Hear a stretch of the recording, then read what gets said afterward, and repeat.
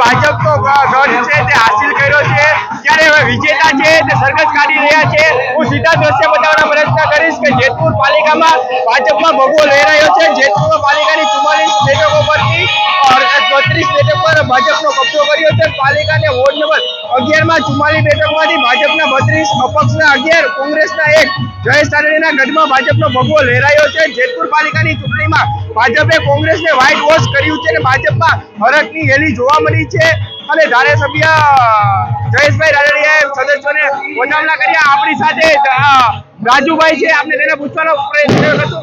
શું કહેશો રાજુભાઈ, તમે જીત મેળવી છે?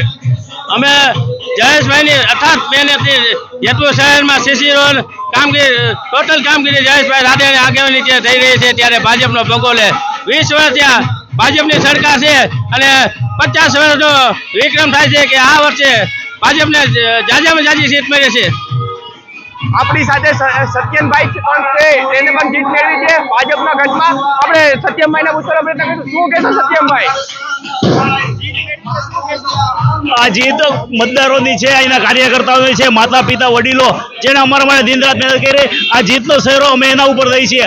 અમારું કોઈ જાતનું યોગદાન નથી, અહીંના મતદારો અમને જીતાડે અમે ખૂબ ખૂબ આભાર માનીએ છીએ।